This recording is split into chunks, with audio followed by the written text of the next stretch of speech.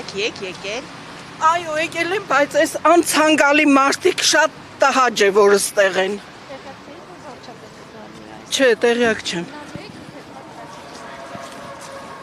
Ուրիշ անգամ կգամ։ Փաշինյանը ոզում որ այդպես է ես հետ դառնամ, որտեղ ինձ համար արդեն ձայնս թողում է, արդեն չգիտեի որ գալու է այստեղ։ Արաբգիրի Սուրբ Խաչ եկեղեցի ամեն կիրակի պատարագի մասնակցող քաղաքացիներն այսօր անակնկալի են եկել, իմանալով, որ պատարագին մասնակցելու է նաև Նիկոլ Փաշինյանը։ Նրանցից շատերը մինչև պատարագը սկսելը մոմ են վառել ու հեռացել, որովհետև չեն ցանկացել հանդիպել վարչապետին։ Նշենք, որ այսօր առաջին կիրակին էր, երբ Փաշինյանի հետ որևէ բարձրաստիճան պաշտոնյան ներկա չէր։ Այսպես ասած, հավատարիմներից մնացել էր Վրեժ Դուրգարյանը։ Իսկ թվում է մենք այնքան խնդիրներ ունենք, անվտանգային եւ այլը։ Կարելի է այդ հարցերով զբաղվել, որ ավելի կարևոր է։ Ես տենց եմ մտածում, չգիտեմ, դա իմ մտածելակերպն է։ Ներսում Փաշինյաններ, չուզեցիք իր հետ մասնակցել։ Ներսը չի։ Ներսում էր։ Չեմ տեսել։ Չէ։ Եթե իմանայի, ես չէի մտնի։ Այս եկեղեցին էլ պղծվեց արդեն։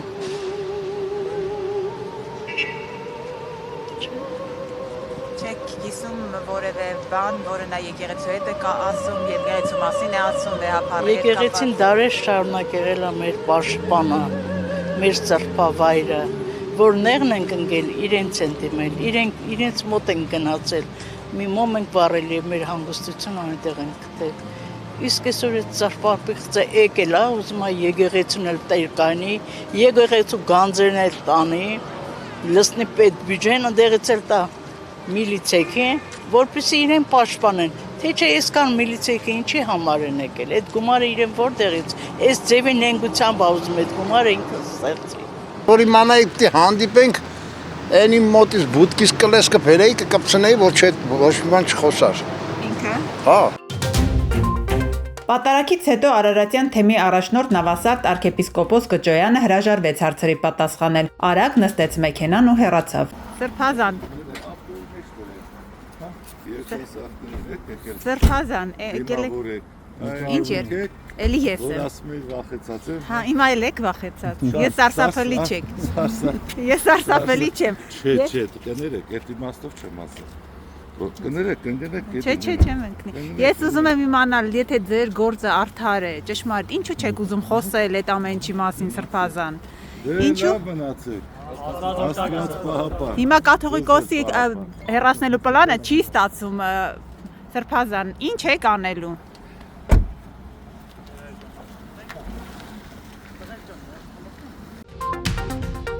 Միացյալ Նահանգների փոխնախագահ Ջեյդի Վենսը Հայաստան ու Ադրբեջան կայցելի փետրվարի 9-ից 11-ը։ Այս մասին այսօր հայտնել է Պետդեպարտամենտը։ Վենսին ուղեկցում է պետքարտուղարի տնտեսական հարցերով տեղակալ Ջեյքոբ Հելբերգը։ Միացյալ Նահանգների պատվիրակության այցին ընթառաջ Երևանում այսօրվանից տեղադրվել է Միացյալ Նահանգների դրոշը։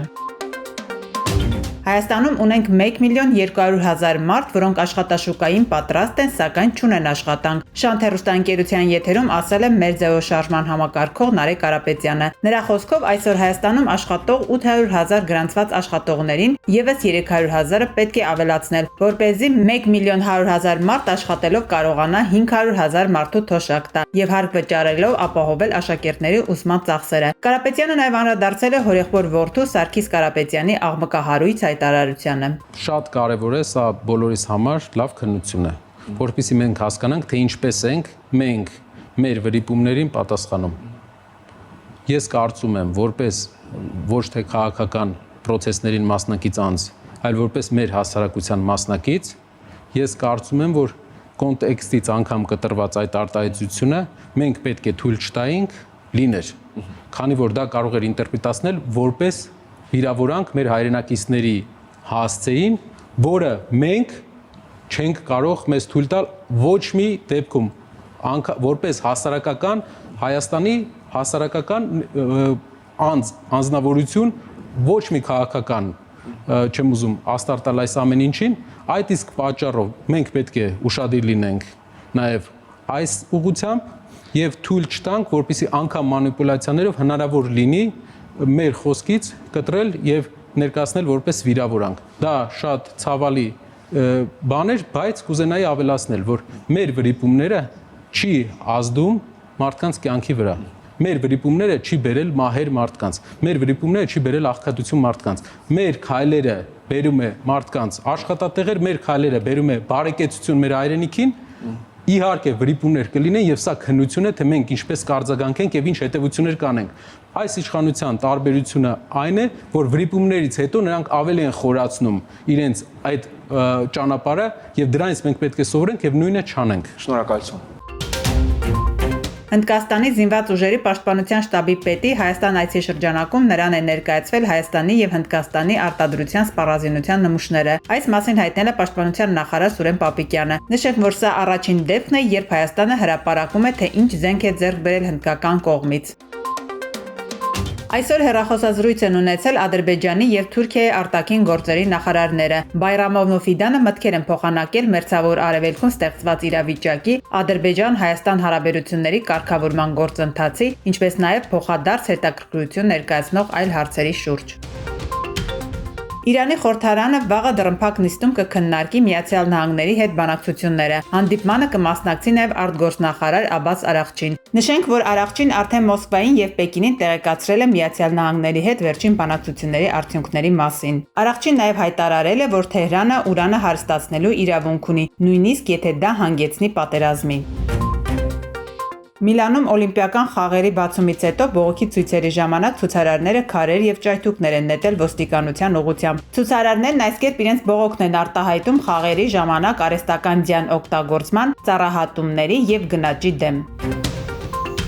Փետրվարի 9-ից 13-ը հանրապետության առանձին շրջաններում սպասվում են տեղումներ, նախալեռնային եւ հովտային շրջաններում ձնախառն անձրևի եւ անձրևի, լեռնային շրջաններում ձյան տեսքով, լեռնային առանձին շրջաններում սպասվում է բուք, ցածր հորիզոնական տեսանելիություն։ Օդի ջերմաստիճանը փետրվարի 10-ից 11-ը ցերեկային ժամերին աստիճանաբար կնվազի 3-ից 5 աստիճանով, 12-ից 13-ը նույնքան կբարձրանա։